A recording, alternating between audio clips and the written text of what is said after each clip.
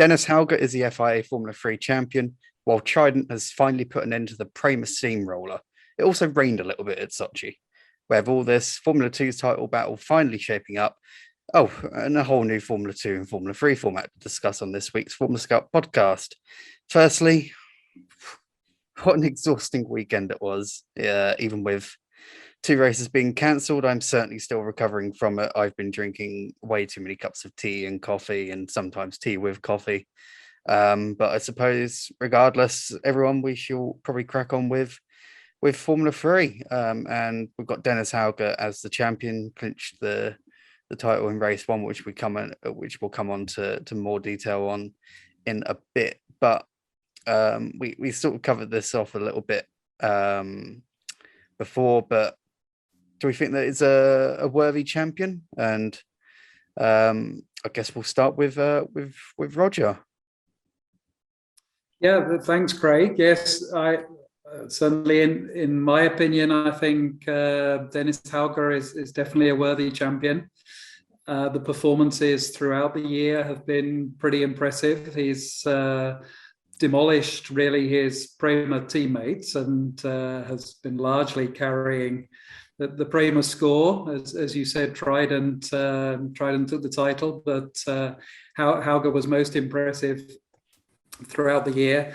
Didn't quite come off in the very last race of the year for him, with the coming together with Rasmussen, but no, you have to look back. His overall consistency, his race 3, his qualifying, even though in the end he was just edged out by Doohan in the qualifying. Absolutely stunning performance. And the question is, what has driven the improvement from last year? How much is Hauger, and how much is switching to Prema?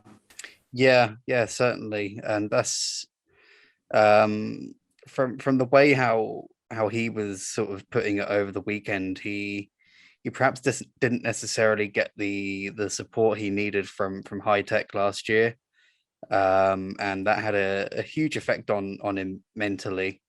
He was very much doubting himself coming into this season, but once he just got with Prema and gelled with the team and was able to really get to grips with the Prema approach to this championship, he was just away and unstoppable pretty much to a degree, if you ignore Spa and Sochi pretty much. But yeah, certainly a worthy champion. Oscar Piastri, the outgoing F3 champion, said it's very much a worthy successor as well, which I think was nice. And we've got more comments from various people on that as well to publish in the coming days and weeks and everything else. But Alejandro, let's get your thoughts on our new champion as well. Yeah, definitely. He has done a great season, so I think it's fully deserved.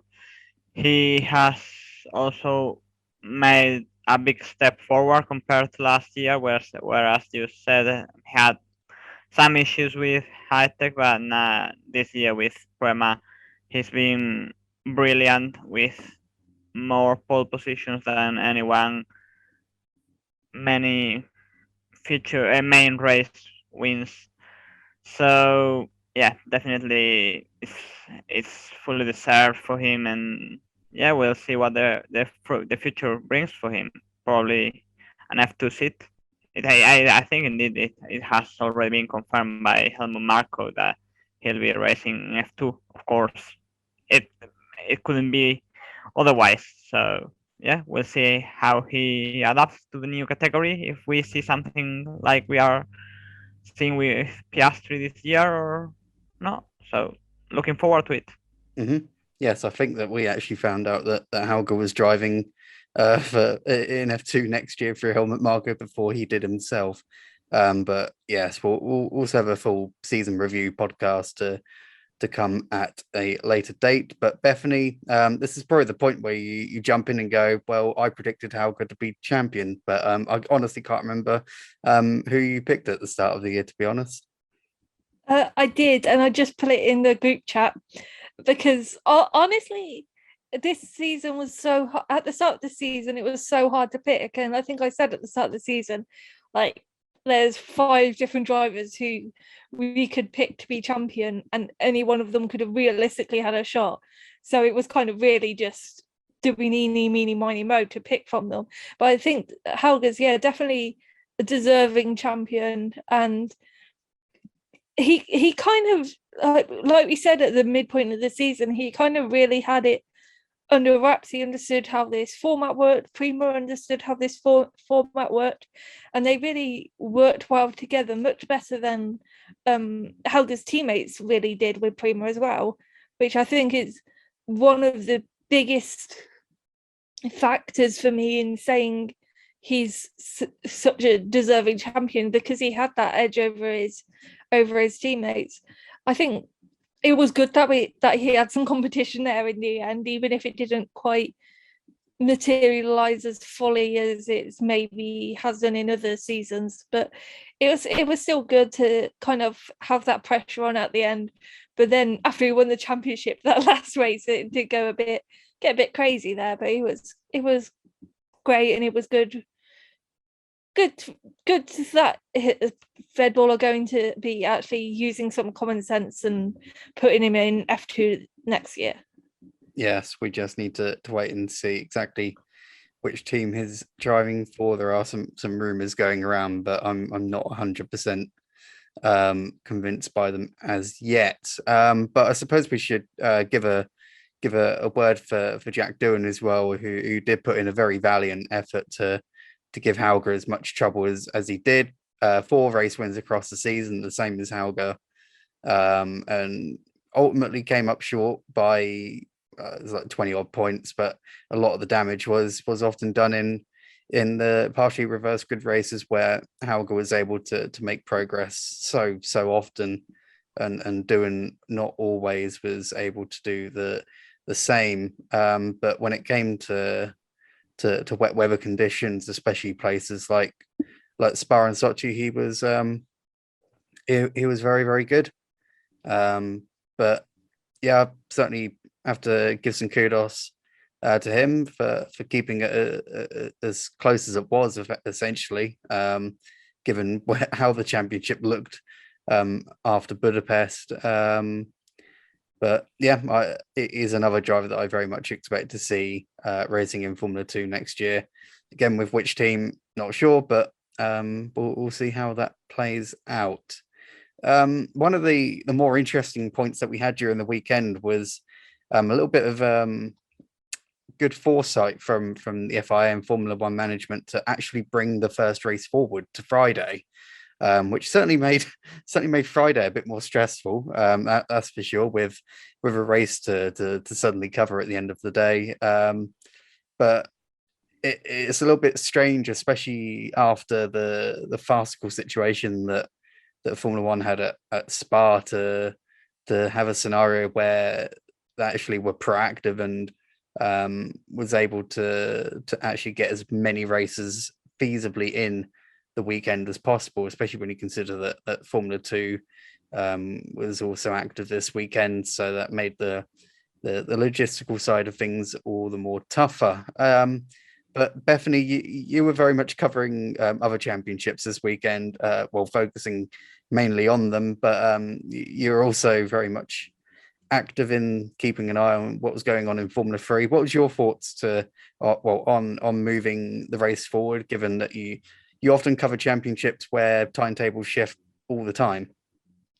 Yeah, it was weird, especially because when the FIA move championships about in Formula 1, it's to make sure Formula 1 has its track time. And we will see kind of there be rumours that F3 or F2 are going to be dropped, or their races just shortened so that we can have the F1 track time. So it was nice for them to actually prioritise getting that F3 race in, especially because it was the final. So it was good that the final wasn't completely washed out, even though they did eventually get the scheduled race 3 done. It was good that they had the proper sort of format, even though they did skip one race, but that was the same as Formula 2. So it wasn't a perfect weekend, but I think it was as perfect as it was going to get with the weather as it was.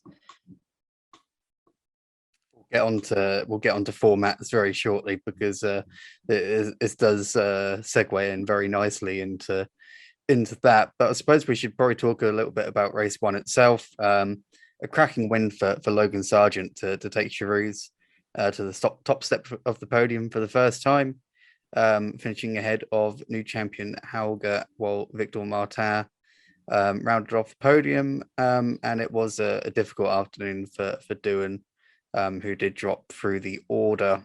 So Roger, brilliant victory for Sargent, arguably an overdue one, and really sort of like a fine reward for, I think, the effort that he and the team have put in throughout the season. Indeed, I think Charouz took fifth place in the championship, having finished, I think, bottom last year. So that's a very impressive performance and an improvement over the season. Now, a lot of that has really been carried by Sargent, and his performances. It was great to see him get the win in race one. I think he thoroughly deserved it. And also in race two, coming up the field, I think he finished fourth in the end. And he's really almost carried that team and scored most of their points. They were pretty nip and tuck as a team with high tech over the weekend. I think probably fortune favoured them in the second race being cancelled. That might have been a bit harder with the reverse grid. But with Sargent kind of fighting on his own against two high-tech cars in the points in the third race, it was a bit close. But they've come on very strong in the second half. Sargent has been very impressive, and I think you have to say, if it stayed with Prema, certainly Prema would have probably won the team's title. Would he have challenged Hauger? Would that have been the duel at the front, Sargent versus Hauger? So very very difficult to judge, but I think very strong performance and culmination of a great season. Very strong starts in a lot of races, sometimes a bit under the radar, but thoroughly deserved. Yeah, certainly. Pushing on, we should talk about race 3 a little bit. It was victory in the race and in the team's championship for Trident, but it was not without a little bit of controversy and a few sort of awkward moments. We had a situation where Jack Doohan was leading Clement Novalak, but Novalak was quicker as the race approached the halfway point, and Frederick Vesti was closing in rapidly. The team initially tried to stop the two from racing, and then they tried to switch the cars around, and then they tried to stop the cars from racing again, and so forth. In the end, Doohan came through to win, whilst Novalak dropped back after a battle with Vesti, in which the Danish driver came out on top. So Alejandro, I don't know whether how well versed you are in the team order situation at Trident this weekend, given that you were very much busy elsewhere. But if you have been able to catch it, what were your thoughts on the situation at Trident? I mean, yes, I've heard something about it, and on the one side, I can understand the point of Trident. I say they never have won the team's title in the Formula 3 GP3 series, and it's quite a big achievement with Prema and ART in this series. So yeah, I can understand that they wanted to secure the title and prevent those drivers from racing. But on the other hand, on the other side, we also have to bear in mind that every driver in Formula 3 brings their budget. So as Doohan said, they are racing for themselves at the end of the day. So they are racing for the sponsors. their partners. So yeah, of course, I understand that Duhan wanted the win so badly, especially after losing the championship on Friday. Sorry. So yeah, it was definitely a difficult situation to manage because yeah, on the one hand it was the team's title, but on the other hand it was a main race win for Duhan to end the season on a high after after Friday's disappointment. So yeah, I think both parts have done the right thing. I mean, each of them attempted to do what it was best for them, and it paid off well for both. So Yeah, yeah. And as Duhan told me after the race, he said he wanted to prove a point this weekend. I thought he emphatically proved a point in that race in particular, and in qualifying as well. I do sympathise with basically all three parties in that situation, with Duhan, with Novalak, and with Trident themselves. However, I do think that Trident very much did need to be aware of the fact that they are racing for themselves. So they could have given them a million team orders. I very highly doubt they would have paid any attention to them whatsoever, other than the one of don't crash into each other, I suspect, which they thankfully avoided doing. But yep, in the end, Vesti took second ahead of a Novalak, while Hauger was spun round by Rasmussen. And that was a little bit of a weird one, because initially when I first watched the replay, I was like, oh, that's quite clearly Hauger's fault. But now on reflection, Rasmussen took a much shallower line coming into the corner. He was pinched slightly onto the curb, but I don't think that was quite as much as Hauger's fault as it was necessarily made out to be. Rasmussen was penalised, which I thought was a little bit harsh. But Hauger picked up a penalty of his own, which was a little bit weird, and I want to explain this one, because essentially he reported a vibration on the car. He came into the pits. Instead of the team going to check to see which tyre the vibration was on, the team changed all four tyres. And then Hauger proceeded to go and knock off the fastest lap, taking it away from Novalak, who held it at the time. That's all well and good, because that would have taken 2 points away from Trident in the battle for the championship. But the rules permit that the rules state that you're not allowed to change all four tyres during a race in Formula 3. So essentially, after Hauger's pit stop, he received what would have been a 10-second stop and go penalty. So he was given a 30-second time penalty after the race, but also all of his laps after lap 11 were effectively cancelled. So the fastest lap points eventually went to Arthur Leclerc. So Prema then, as a result, gained 2 extra points through all of that mess, which meant that Trident's advantage at the top of the championship was only 4 points rather than 6 at the end. But I thought that was an interesting little quirk. But yeah, on Trident, I think that's a monumental achievement. Not just taking their first championship in anything, the best drivers championship result in anything since 2015 with Luca Giotto, and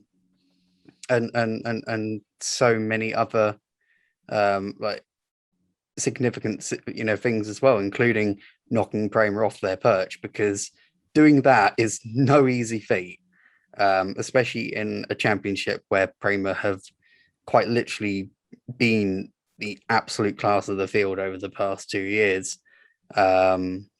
But yeah, I think that's enough talking about Formula 3 for now. Like I said, we'll have a full season review coming in the next few weeks, once everything else calms down a little bit. But I think this leads us on quite nicely onto next year's format. I think there's still a little bit of confusion among like fans, drivers, and everyone else what the new format for next year actually is going to be, because I think a fair few people are assuming it's a complete reversion back to the old format of your main race on the Saturday and then the partially reverse grid race on the Sunday. But I think the best way to explain it is think of the current format, but remove the middle race entirely. So you have your first race, which is your top 10 or 12, depending on which championship it is, reversed. And then you have the main race, which is determined by the qualifying as usual. And this weekend was inadvertently a trial run for it because of the poor weather, funnily enough. So let's get your thoughts on it. Roger, we haven't spoken to you for a little while now. So your thoughts on this new calendar that we've got coming, well, not calendar, but the new format that we've got coming for 2022. I think I, like probably most people in our group, and we've spoken to, is happy and relieved at most of the changes. So certainly the calendar of bringing Formula 2 and Formula 3 back together, as we expect in most of the meetings, possibly not Monaco, as has been traditional in recent seasons, but bring them back together, getting rid of the huge gaps. In the season, which, as we've discussed before, has penalised the Formula 2 drivers this year, we think, in terms of Formula 1 recognition. I have to admit, I'm not a big fan of reverse grid races in general. I think this is a big improvement. I don't like the 21 race 2 scenario where race 1 has been reversed. I think that's encouraged people to sort of game race 1 and not try, and it all gets a bit confusing with reverse grids. So I think the format that they've gone for, with reversing the start, or race 1 reversing qualifying, and then qualifying for the second race, means you don't get penalised if you have a DNF in race 1, has been this year. So I do see it as sort of improvements all round. I'm not sure whether, as the press conference had Formula 1 as well as the management for Formula 2, Formula 3, whether anybody asked the question, if reverse grids are right for Formula 2 and Formula 3, why are they so wrong for Formula 1, or vice versa? But no, I think it's a big improvement. Mm-hmm. Yeah, that topic wasn't brought up in the special press conference. Unfortunately, it wasn't the question I had prioritized, unfortunately. But yes, it was quite a brief press conference, and just as well, given how much else was going on that day. But Alejandro, I want to get your thoughts on the new format as well.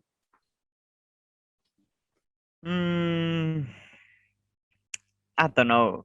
I mean, I'm glad to see the 3 races per weekend going, definitely.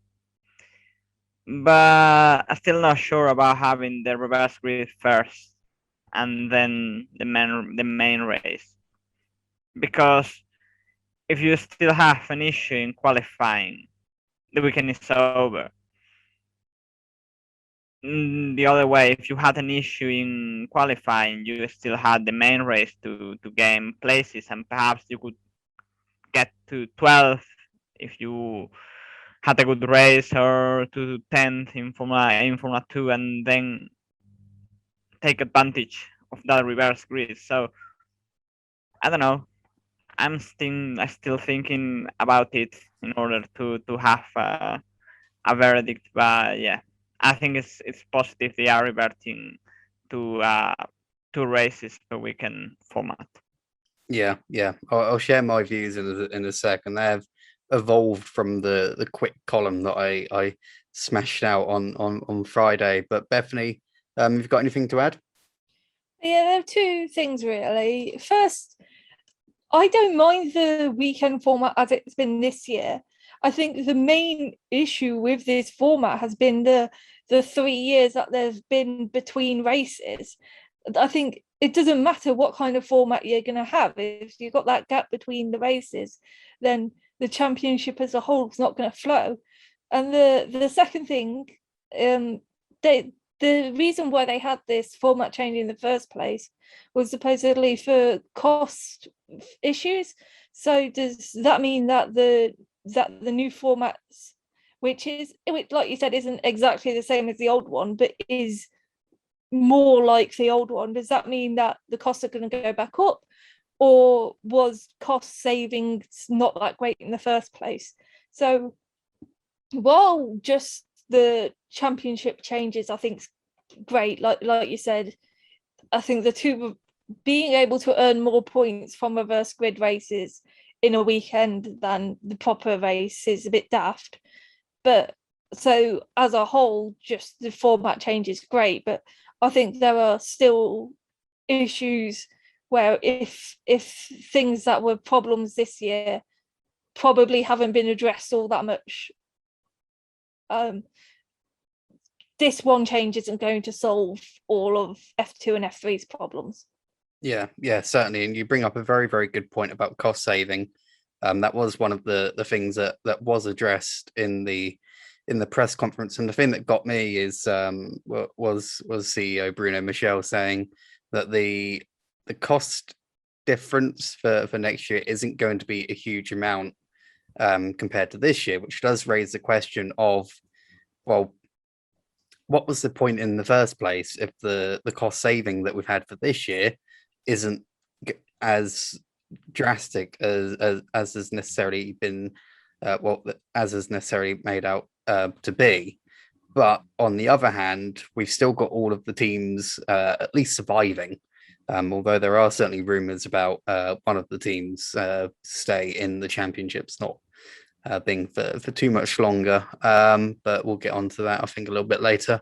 But yeah, that's a very good point on the cost saving thing, and it did surprise me a little bit to see Bruno say that it pretty much is a non-issue now, but we'll have to take his word for it, and I think it's something that the teams will have to have a say on going forward. For my perspective, I personally quite like having the main race on a Sunday, but when I thought about it more, more on my way to work this morning, I was also thinking, wait, but American people won't be able necessarily to watch the main race on Sunday morning because it's so early on in the day. So that I think is a little bit of an issue in that regard. But I do like having the main race on a Sunday.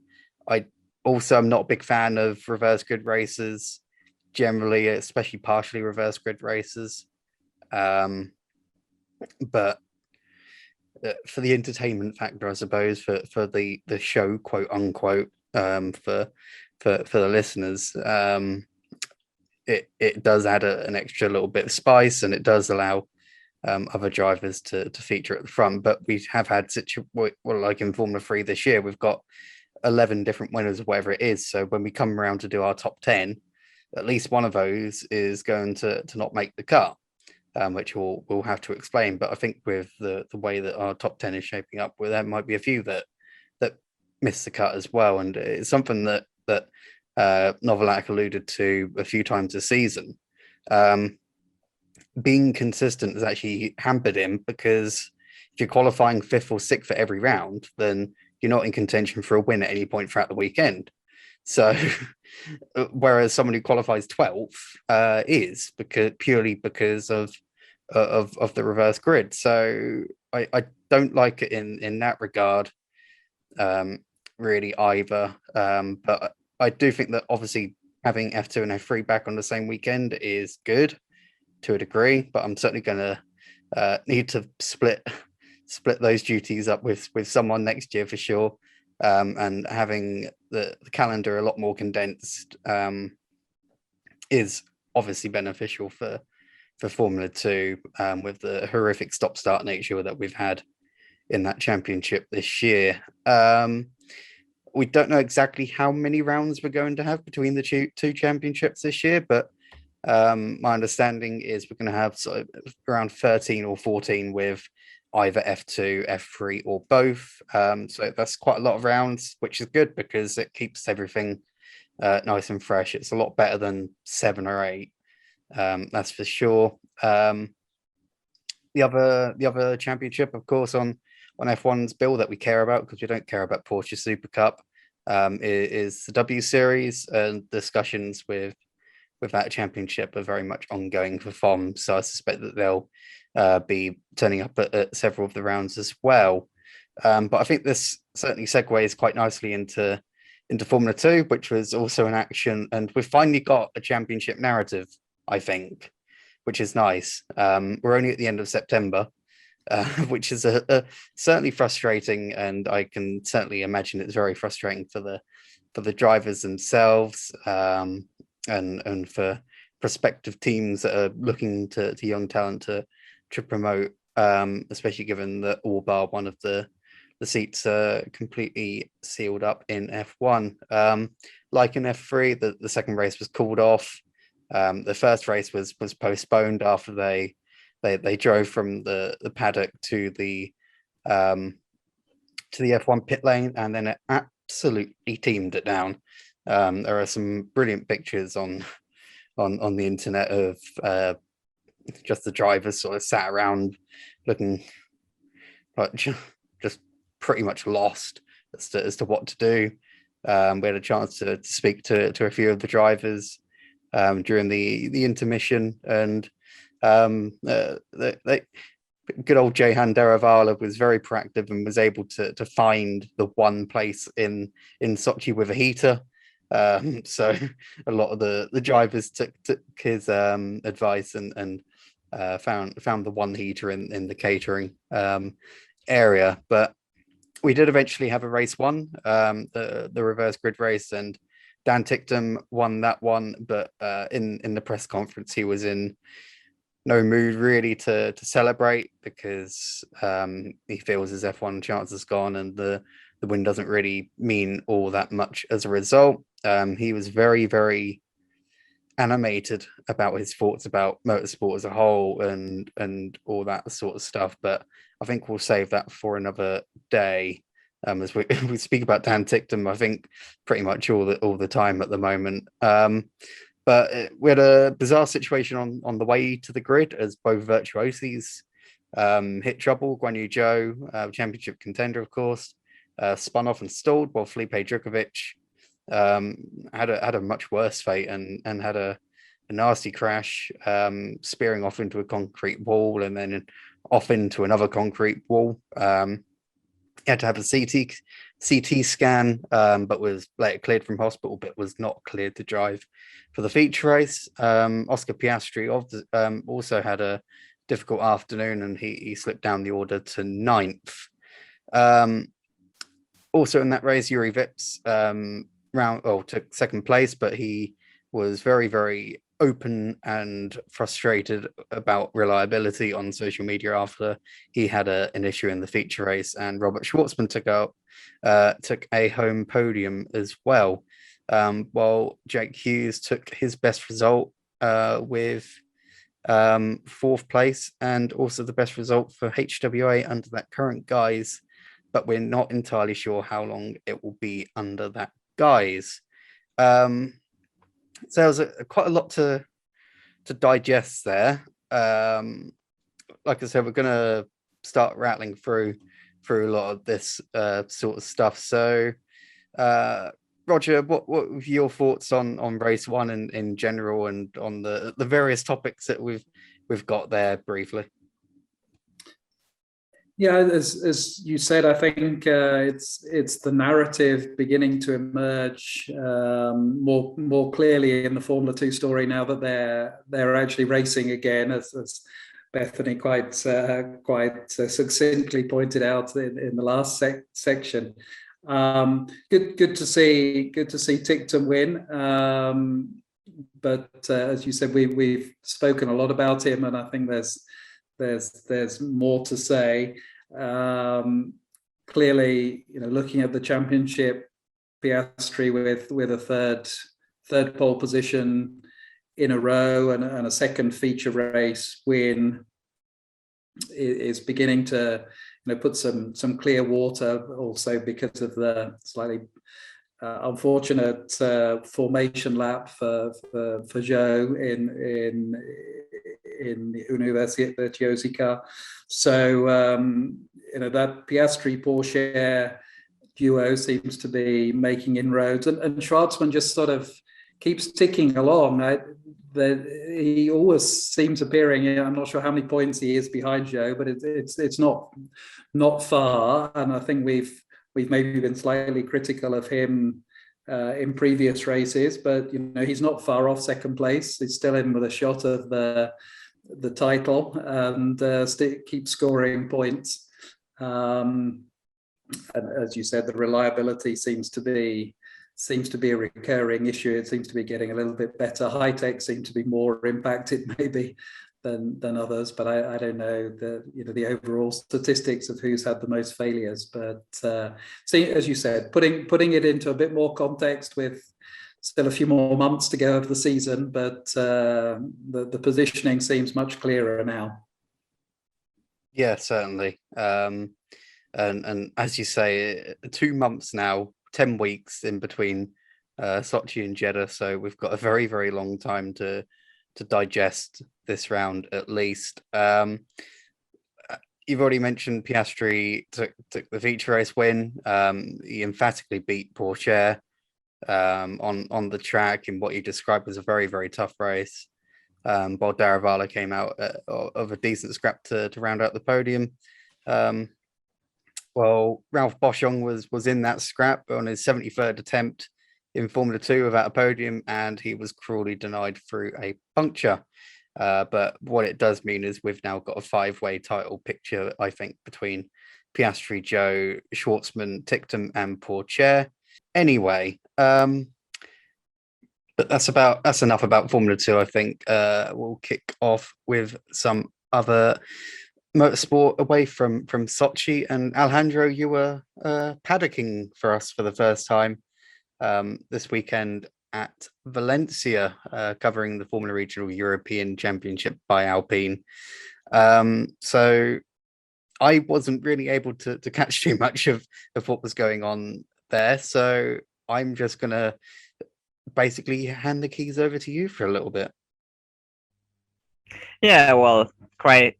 You didn't miss a lot, definitely. I mean, there were like 3 on-track overtakes, or in counting all that happened in both races. So yes, it was definitely, let's say, a quiet weekend in terms of on-track action, because the Ricardo Tormo circuit is not the best one for overtaking, and if you add that the Formula Regional car is not the best for overtaking either, you've got a terrible combination there. So yeah, we've seen Prema recovering a bit from their struggles in the previous events. So yeah, with David Vidales scoring a podium, that taking into remember that he won the first race of the season, and then he disappeared from the podium. I mean, it was quite surprising, because after how he started last year, he came into the championship winning both races in his first meeting, and then this year stepping up to Prema, so everyone expected a lot from him, but yeah, things didn't go his way.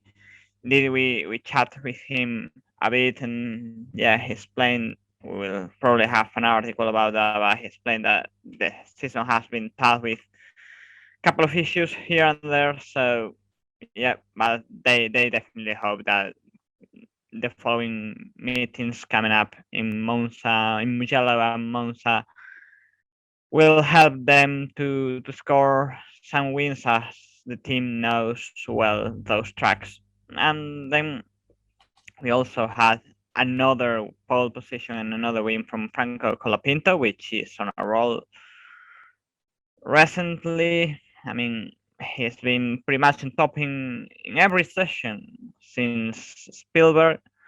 and he just missed out in race 2 pole position and win against Michael Belov, who did a fantastic job there, taking both pole and win for G4 Racing, which is, in my opinion, quite a big achievement.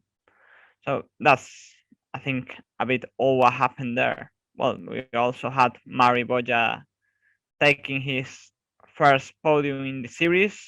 The other Spanish driver, well, there is also Blaine Garcia and Lorenzo Fluxa, but from those racing in the top 10 normally, Boya scored his maiden podium, and yeah, we will see how it evolves, because he's looking forward to having another season in the series and hopefully going for the championship.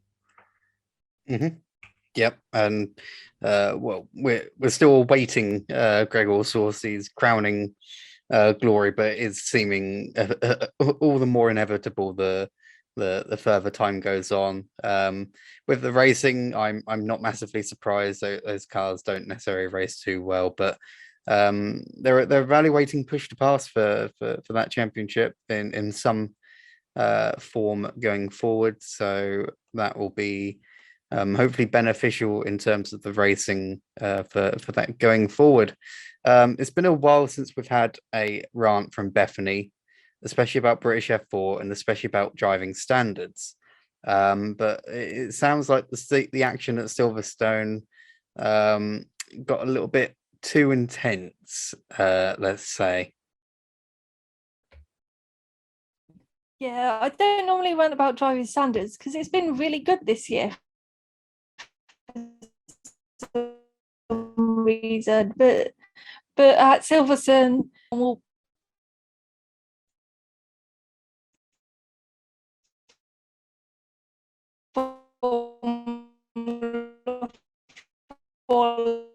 level, but race 3, if it was in F4, if it was in Ginetta Juniors, but they were saying how because Silverstone's not going to be the penultimate round this year, it might be a bit more chaotic, and that was definitely the case. In British F4, we've got 5 championship contenders. 4 of them were retired by the end of race 3. 4 of them, not all the same 4, had been involved in quite major incidents. One retired for what was presumably mechanical problems, and it was all just really silly cars. I think there were like 2 rear wings taken out in one race, and I don't think it was any of the championship contenders who were actually at fault for those crashes, and I think many of them were racing incidents, but it was just they were just racing incidents that shouldn't have happened.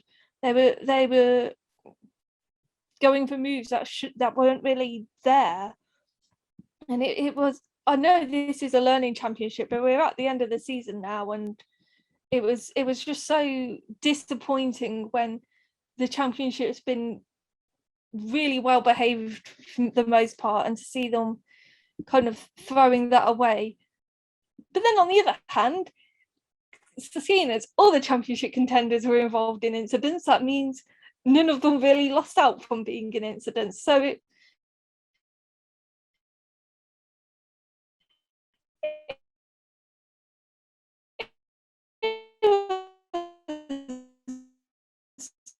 all fair in the end, but it was disappointing race to watch.